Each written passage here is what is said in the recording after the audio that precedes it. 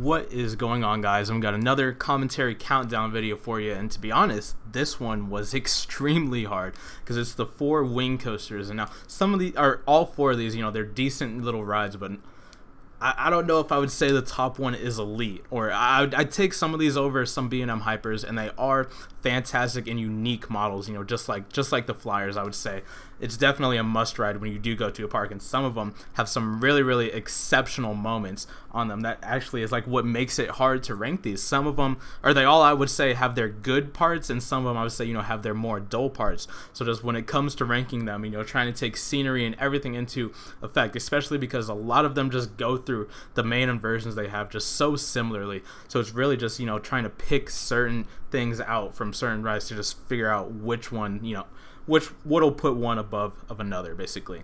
But I hope to sort of describe my process and what I like about each ride and what I don't like, so that you guys can see why I ranked them the way I did.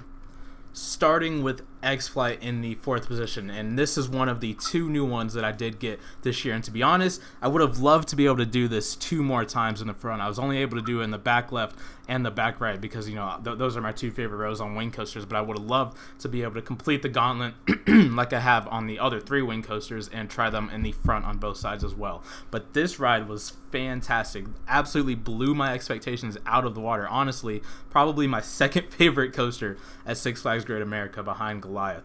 This ride was absolutely fantastic. Starting with just a standard dive, what is it called? I can't think of the drop for this clip right now, but the standard B&M wing coaster drop, which I actually really love. And this one, it was kind of cool because it was shorter than Gatekeeper, so it feels like you're a lot closer to the ground, but it's still a really cool moment. But on this one, you go straight into a 0G roll and then some elements after. Like when I say that they all take their general inversions around the same speed and give same forces, that's what I mean. Like basically the middle section of the ride. But what this ride does special, and I was not expecting it. I knew the last inversion had some theming and some near misses that made it really cool. But what I did not expect was for the train to for the inversion to be so downward sloped that you can feel the train speed up as it goes through it. And if you're in the back row, especially the left side, I could tell by the time you are at that end of that inversion, just transitioning into that turn, you are absolutely flying, and you get a nice pop of airtime going into that hill. And it's incredibly weird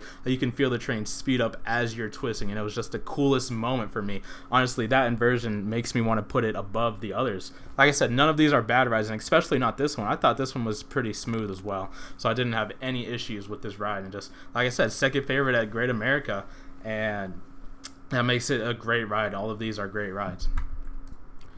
Alright, moving on to the 3rd place wing coaster. And this one, honestly, it just doesn't have anything special like the other 3 do, I feel like. But it's going to be Wild Eagle. And this one, the reason it's ahead of XFlight is its setting on top of the mountain, like at the peak of the park. It is so stunning. And I remember before I did it, just looking at POVs, and I was like, I wonder what, a straight down drop on a wing coaster would feel like, because you're on the edge of the seats. And I remember it was pretty cool. And like I said, the normal inversions that these all share that they go through just aren't anything special, and this one just doesn't have like a slow 0G roll or anything like that. But you do get a few pops of airtime. I remember, I think it was on the left side, and I can't remember exactly when, but it was like right before a helix towards the end part of the ride, and I remember really enjoying it. But this one, it gets 3rd place because of the setting. Like the lift hill is, I believe, over 200 feet, but the drop is not 200 feet just because of how it's built up on the mountain. So this one is just so picturesque, and that's why it makes the 3rd place here. Coming in at 2nd place, now this is going to surprise Zach, and this is definitely going to surprise a lot of people. It's actually Thunderbird. And like I said, I was curious to see what a straight down drop would feel like on a wing coaster. I was also very curious to see what a launch on a wing coaster would feel like. And to be honest, if I had to relate this to any launch I've been on, it felt more like a premiere, like a new style premiere launch. It was definitely, it's not snappy in the way that I thought it would be. When people say it's quick and snappy, I thought, from the get up, like a nice snap from the beginning. But what it ended up being was just like it was drawn out through the entire launch, and it was a great launch for sure. It felt like a premiere, if there was anything that I could describe it, like a new style premiere. Now, unfortunately, the smoke effect wasn't working on the left side. That didn't impact the ride too much for me, but just launching on that side, you weren't like blurred for a second. But launching into that inversion, honestly, is a really cool moment. And then you've got the loop, and it looks like it takes this loop so fast, but to be honest, the loop on Wild Eagle felt quicker than this one, because I was really looking forward to this loop because I saw how fast it goes through it on off-ride shots.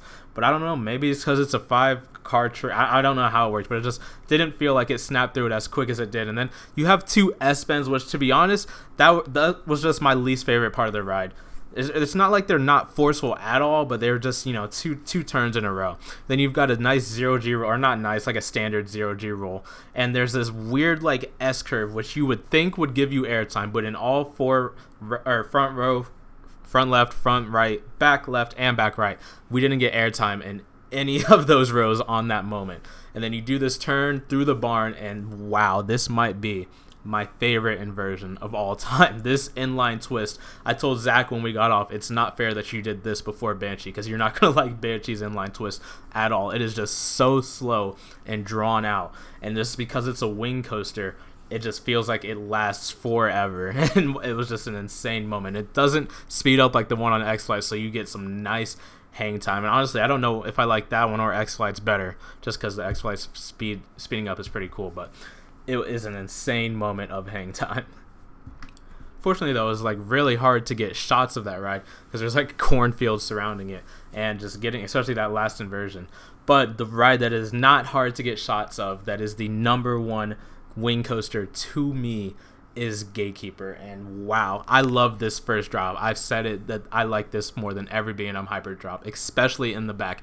Getting pulled through and down that drop is an insane moment on a roller coaster. Gatekeeper is not as smooth as it used to be. Definitely not as smooth as it used to be.